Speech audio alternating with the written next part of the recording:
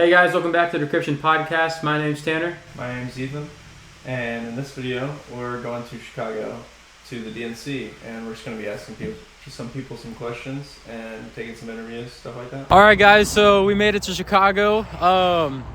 I guess it's not a spectacular view at the moment, but had to let the noise pass. So yeah, we're here. We're going to meet with Live Action first thing in the morning. And then we're going to be doing some interviews. Obviously, we're at the DNC, so there's going to be all types of people. There's over 200 protest groups, so we're gonna get into quite a bit today. I think that's all I got for now. But this is not your traditional podcast today. We're going a little off script, but that's okay. We in the streets, baby. Okay, so we've made it here at the DNC, as you can see right behind us. These barricades right here, you guys might have saw, I believe it was Monday, the pro-Palestine group and Antifa, they were tearing down these barricades and they were hurtling over these concrete blocks and breaking in. So honestly, being here on the spot, this seems like it's barricaded really far out. Because I don't know how it looks on camera, but that building is kind of far away. And it does make me wonder if after Monday, if they kind of extended it out. So anyways, yeah, we're here. We're on the scene. It's about 10:10 in the morning. It's actually dead quiet right now. It's really surprising. But yeah, we're going to be here all day, and we're going to see this go from 0 to 100 real quick. We just finished up with Live Action and did a speech and held up some signs and protests. Now we're at the entrance to the DNC, and as you can see, it's a lot more busy now than it was earlier. Yeah, I'm going to do some interviews and hopefully meet some interesting characters. Okay, so it might be kind of noisy behind me, but before we start these interviews, I want to show you what's going on right now. This is actually pretty wild.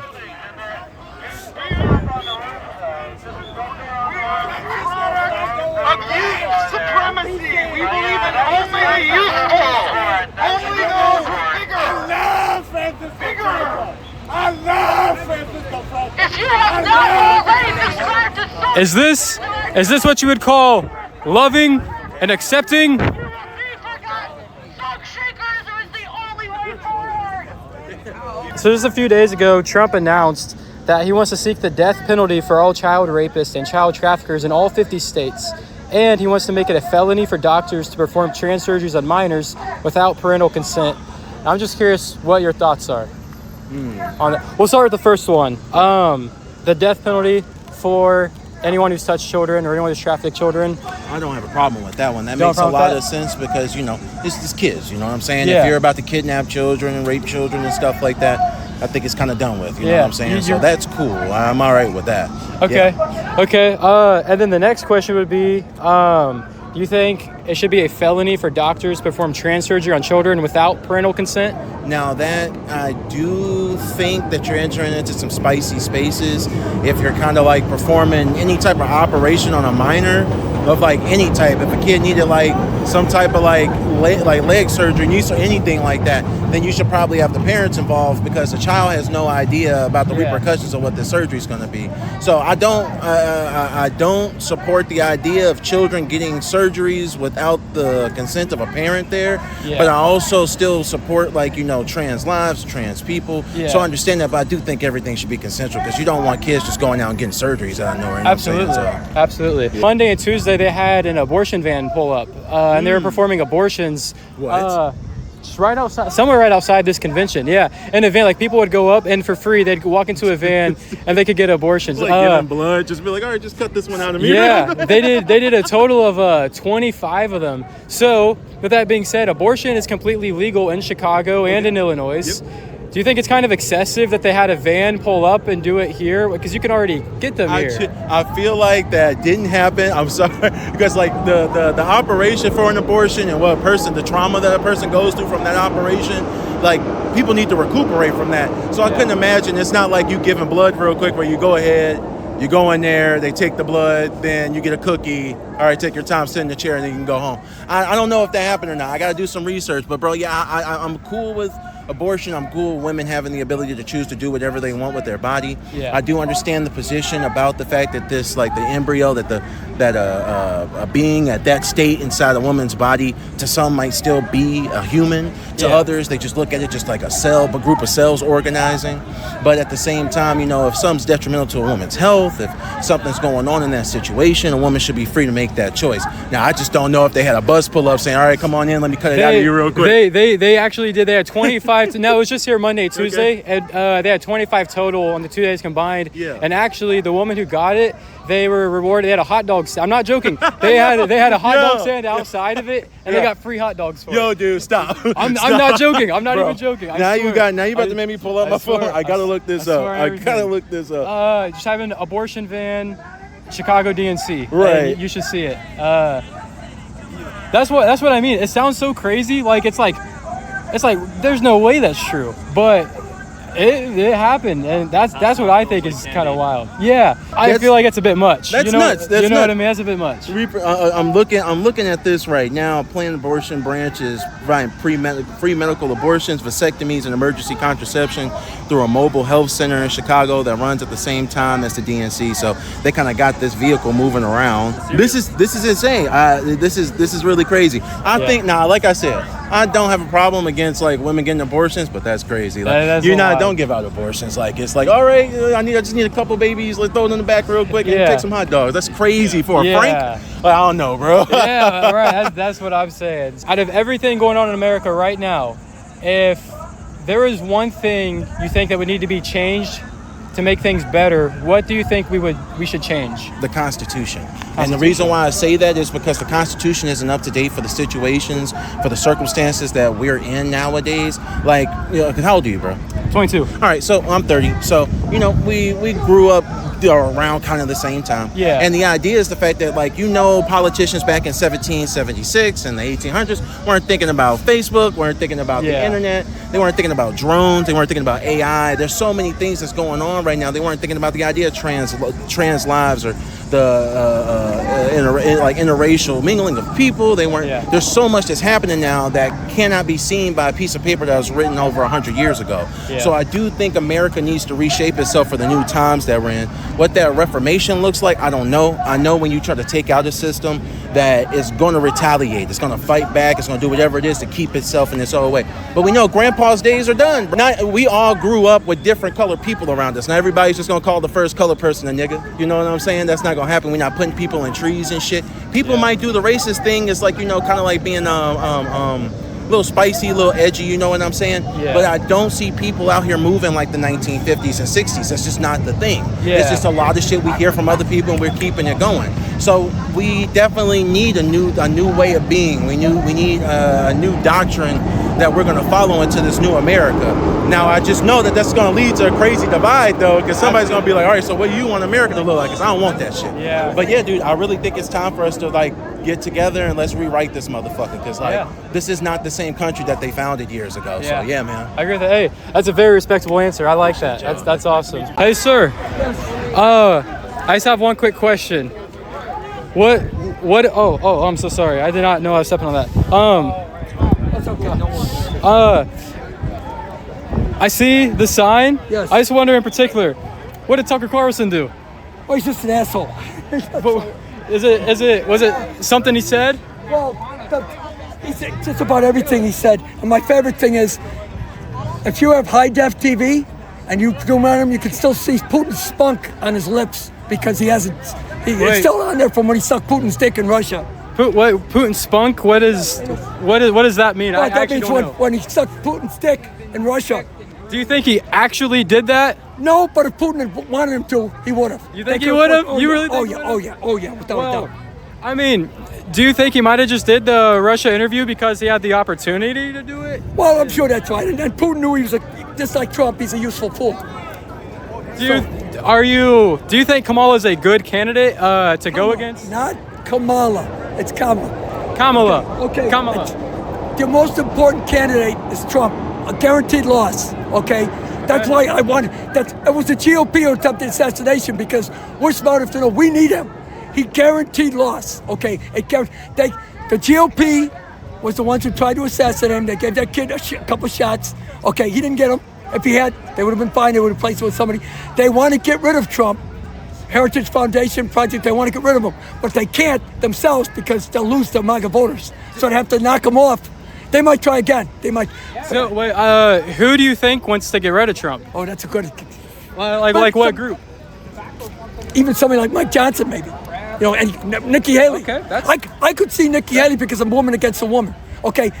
In fact, if he hadn't taken J.D. Vance and taken Nikki Haley, he might have had a fighting chance. He might have had. You think so? You think Nikki Haley's better than J.D. Vance? Oh my God, yes. J.D. Vance is a stupider, younger version of Trump.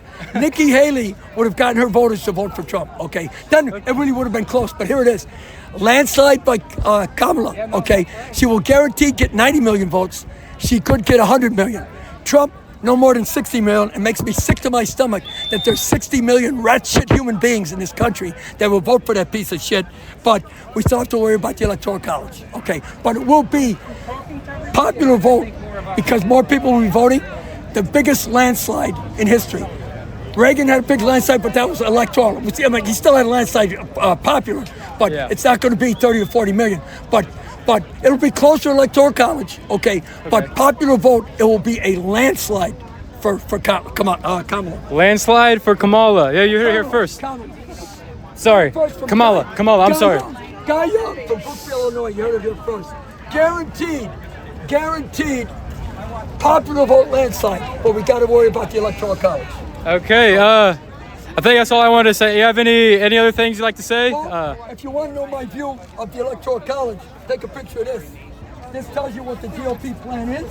Do you think that the Electoral College was ever a good thing in America? Like, do you think initially when it was created? Like the Electoral College? Yeah. Yes. Right down when it was a spread out country. And that the reason how we got here was because the founding fathers were so afraid that there would be a tyranny of the majority that we have finally devolved into a tyranny of the minority. Okay? The Republicans, at most, 45% of the population would vote for Republican. If everybody voted, I would think it would be 55-45. But they would win with the Electoral College because they got these podunk towns. I'm going to call them like Wyoming. There's more people. California's population is like equal to like 10 of those red states. And yes, House of Representatives, yes. But each of those states, South Dakota, they get 4 senators. California gets 2. There's like what, 2 million people in those states? Do you think because it's a winner-take-all when it comes down to states, Yes. that the cities dictate the Well, Electoral College? right, So right. it's Well, actually like Illinois. Illinois wins here because it's all in Cook County. Okay, the rest of the state is red. There's no doubt about it. Right, and right. Well, here's what the problem is with that too.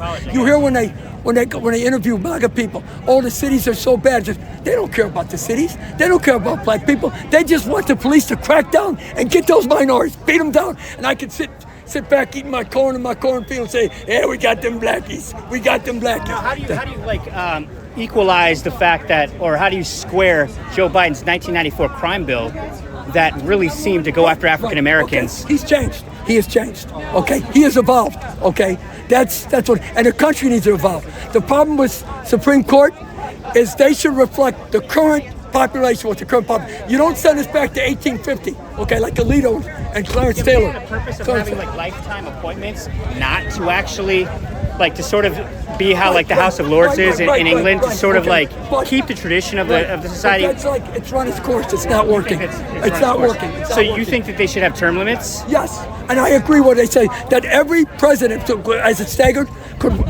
have 2 appointments in the Supreme Court. And you think they should be limited to 2 appointments per presidency or a term? To 3, right. And this is my final thing on Supreme Court. This is what I would do. Okay, first of all, after we gain power, you go to Alito and Thomas. You will be prosecuted for your corruption unless you retire. Then, one of the appointments will be Merrick Garland. The greatest move by Mitch McConnell was depriving Merrick Garland of the Supreme Court, and he ended up Attorney General. Maybe the worst Attorney General we've ever had, except for Bill Barr, because he's both sidesing it. Because he'd be perfect for the Supreme Court because he's both sides.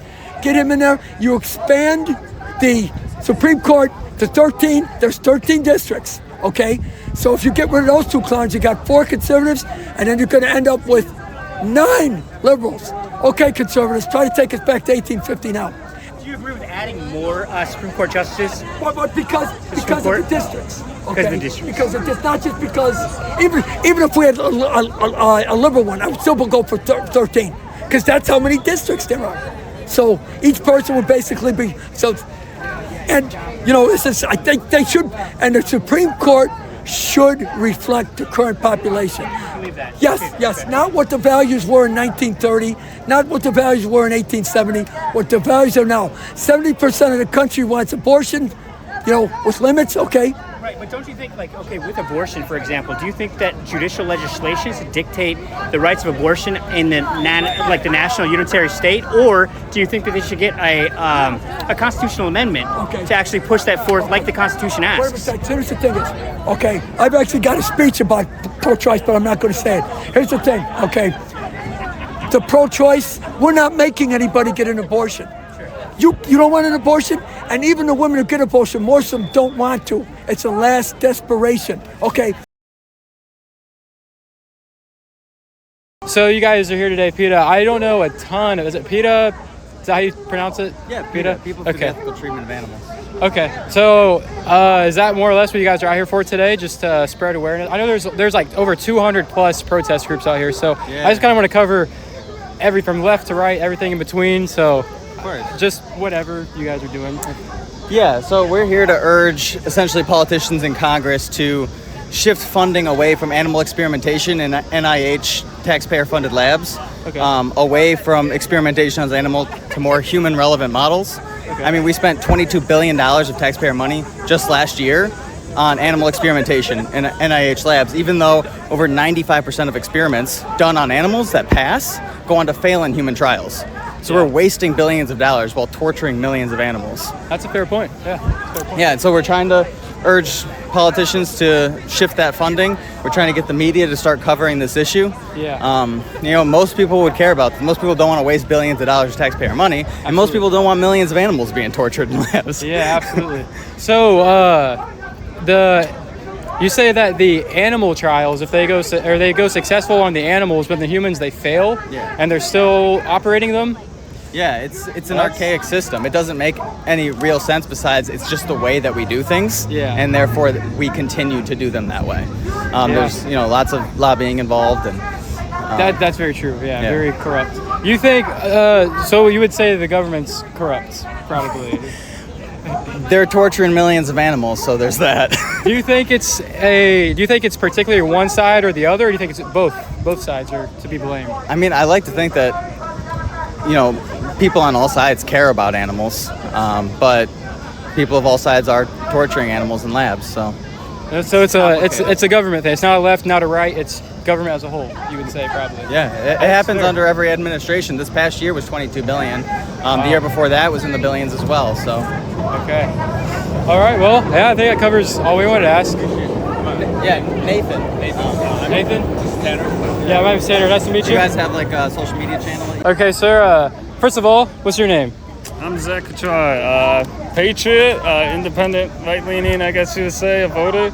I'm just here to make my voice heard, pretty much. Okay, respect that. Nothing too crazy, but.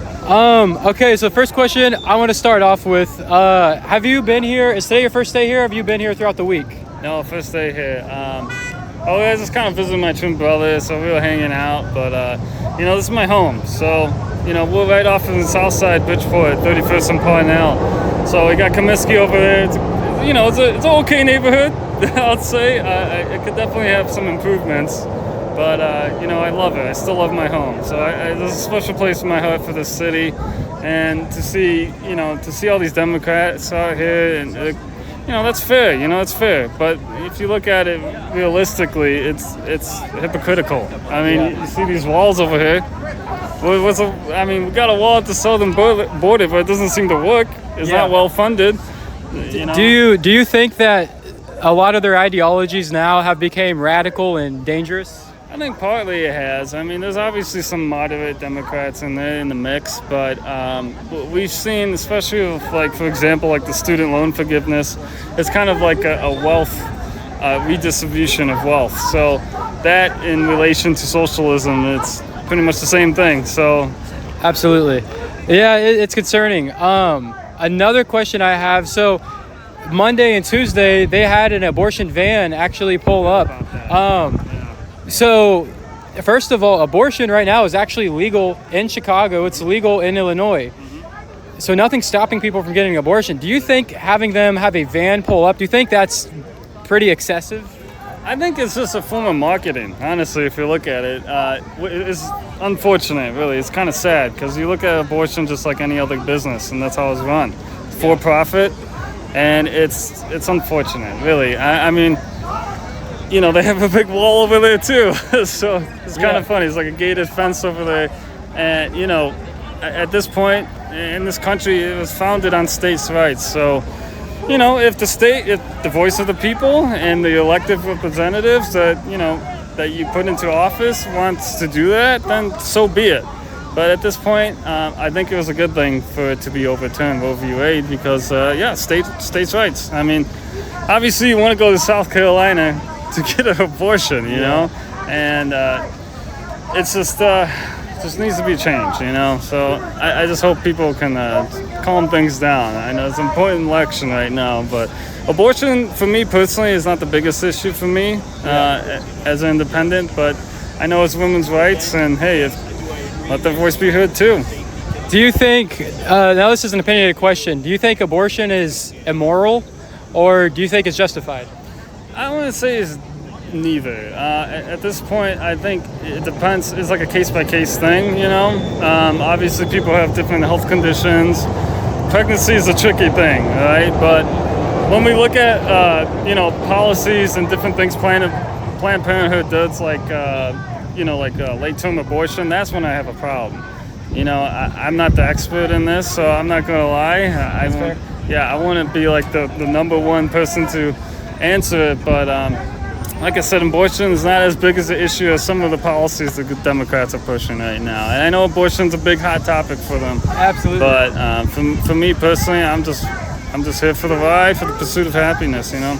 Yeah, something you had brought up earlier, as you can see, they've built a wall around their convention, and on top of that, you need an ID to get in. Yeah. Okay, now I try to stay unbiased, but is that not completely hypocritical that you don't need an ID? They don't want an ID to vote.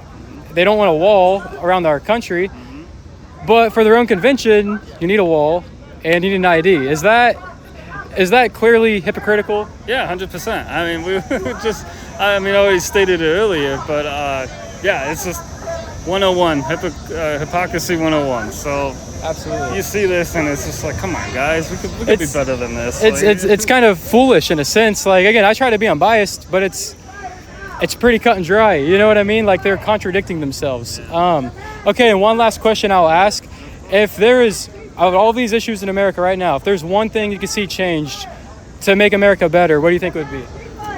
Well, lowering taxes for one thing. I think the cost of living has skyrocketed. We need to honestly just come to our senses and really just have some kind of tax reform to the point where we can actually have a livable standing. Cost of living nowadays is insane. So I want all Americans, all shapes and sizes, Democrat, red, blue, whatever it is, to live comfortably in this country and come here the legal way. Right now I'm pushing the border issue more than anything else, but poverty is increasing in this country and inflation is out of control. So we need to bring jobs back to this country. We need to have more domestic private investments into companies where they can, fulfill more dreams to be happening. And honestly, it's sad to see all this separation of powers and using that to their advantage. I mean, look at the Democrats, what they're doing right now. They're weaponizing the Justice Department. Yeah. I mean, that's a form, like what these Democrats claim. It's a form of fascism, is it not? And that's what we're here for. So, I mean, besides the political talking points, I just want us to come to a conclusion, to get us back on the world stage. And honestly, I think we should have peace through strength.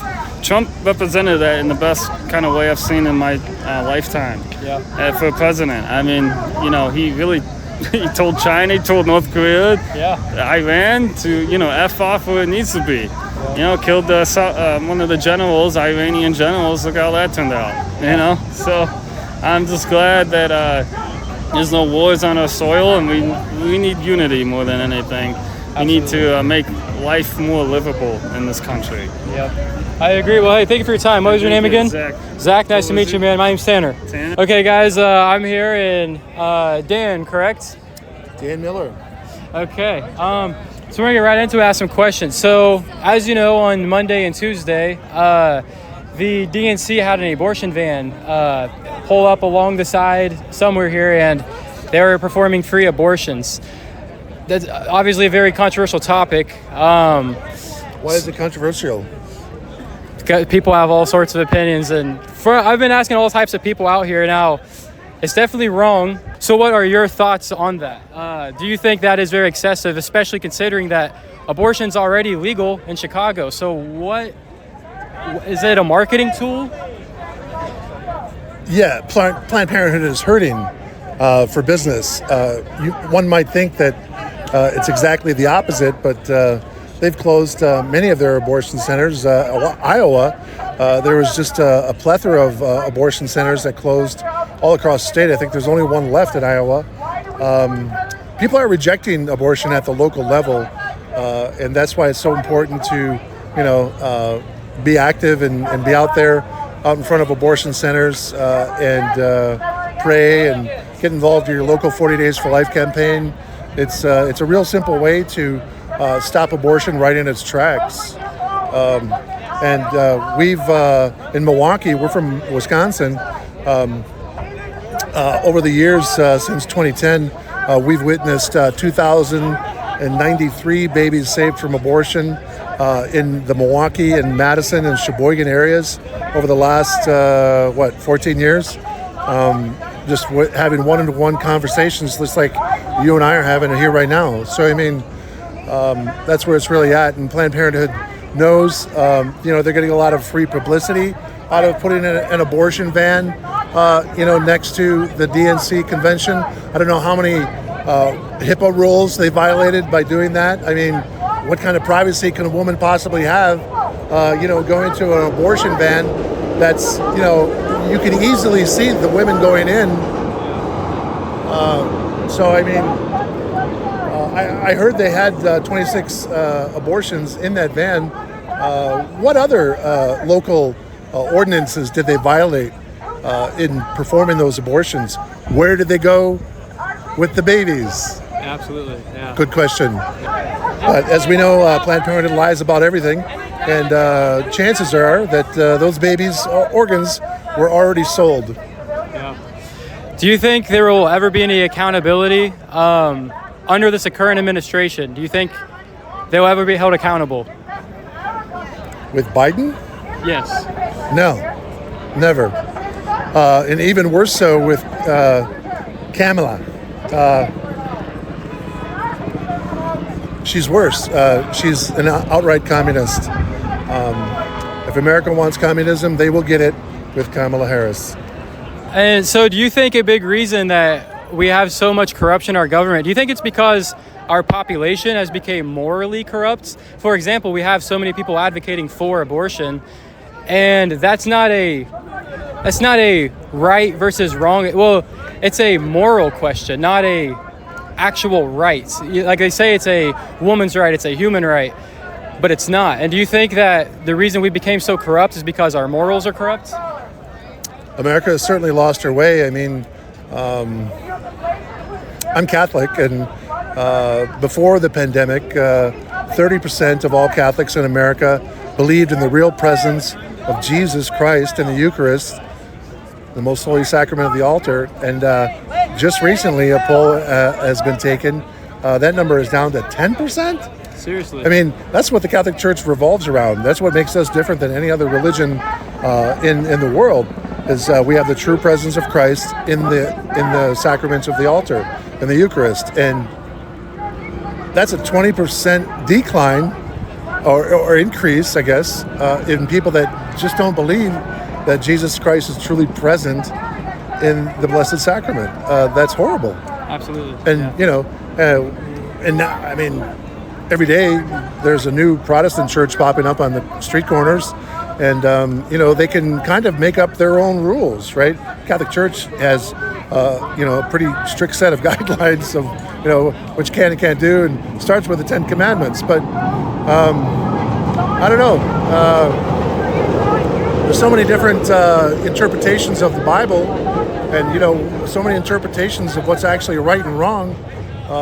America has really lost their true north, right? Absolutely. Yeah. And that's why it's so important sometimes when society falls with religion. It's so important for the government to be there to kind of pick up the pieces and keep society in order. With our laws. I mean, we're a nation of laws, and we all know Christians, God's law is the supreme law. But if our laws, if man's laws don't reflect God's law in society, then we're in trouble. If anything really goes south in the church. So it's kind of a symbiotic relationship. A lot of people talk about there should be a separation of church and state, although that doesn't say that anywhere in the Constitution at all. But I believe Jefferson did mention it about the separation of church and state. But there is no law that says that the church should not be a part of the state. Our Christian values should be emulated in our laws, and they already are. I mean, murder is illegal. Yep. You can't just run around raping people. Yep. So I mean, those laws, like even with marriage, right? Yeah, absolutely. I mean, you can't.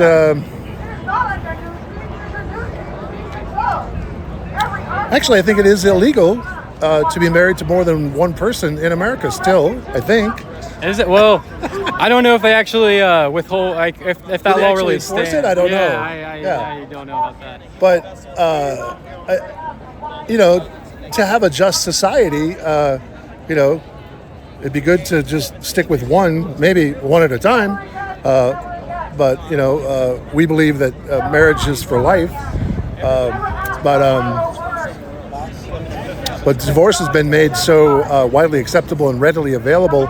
The family has been destroyed with some of our laws, and that's a problem too. So the divorce rates are just bigger than abortion, really. Absolutely, divorce rates in America now, I believe as of 2022, over 50% of marriages now result in a divorce, and absolutely, that's a major issue, and kind of something I could tie into what I said earlier.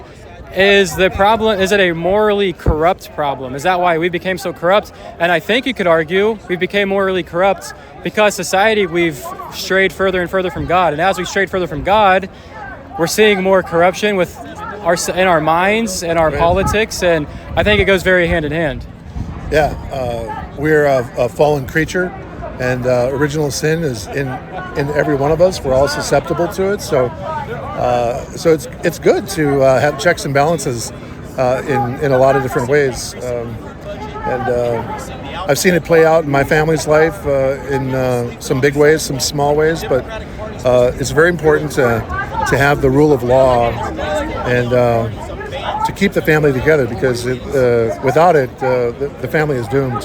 Absolutely. And then the last question I'll ask is, out of all these issues in America right now, if there is one thing in particular that you think needs change to make America better, what do you think we should start with? Make abortion illegal everywhere and all the time. Amen. All right. Well, that wraps us up. Thank you for your time. I appreciate it. Okay, so we've been in this main area, the main entrance, asking people all types of questions, doing interviews. We walked out, and this line wraps around. The main entrance is over there. This line comes all the way down here, and it actually wraps around that corner. So I just want to give you guys a little bit of context before these next interviews. We're now going to walk down this line. We're going to ask people, if you're being serious, is it really worth waiting in a line this long to listen to Kamala blabble about whatever she's going to blabble about? So, I just want to give you guys context because we're going to be moving down the line and people probably aren't going to be happy, and that's just the reason. It's just a reason why. So stay tuned. All right, we're still waiting for a stoppage in line. This is crazy. We've now wrapped around 2 corners. 2 whole corners. It's nuts. So I'm just wondering, do you actually think it's worth waiting in a line this long to listen to Kamala speak? Actually, is it worth it or no? Pretty worth it. You think it's worth it? Pretty How long have you been in line so far? I actually just got here. So. Oh, you just got here? Okay. Is the line about done? No. Oh, wow. Okay. Not at all. But you know, does it surprise you that this line is so long or no? Absolutely not. Absolutely honestly. not? Yeah, I think it's like good to see this many people turn out for it. So I think people are excited. Do you think it'll be Kamala? I had a guy earlier tell me Kamala in a landslide. He told me it's going to be the biggest win ever in U.S. history. Do you think it's true, or do you think it's going to be close? Your honest opinion. You know, I don't know. I think I'm hopeful that it would be decisive, really decisive, but I'm also too mindful that there are a lot of different opinions and a lot of people like doing different thought processes around like the candidacy, but also too, again, like Barack Obama said the other night, like there are a lot of people who have other things that we need to consider and hear from. So it could be tight. Okay. And I think it's the best to be mindful that could be tight. Okay. So. Yeah. Hey, fair enough. I appreciate the honesty, man. Awesome. My name's Tanner. What's your name? Skylar. Skylar. Nice to meet you, man. Okay. So now we've wrapped a 3rd corner. We've been asking a bunch of people to do interviews. Everyone's saying no. I don't get it because they're just sitting in line. So it's like, why can't you just answer a question? We had one person answer a question, and we've walked like a whole block. So we're now on a whole other corner of the street, and as you can see, this line continues. It curves, and I have no clue if it continues after that. So we're just asking people, is it worth waiting in this line this long? No one's answering the question, so we're gonna see.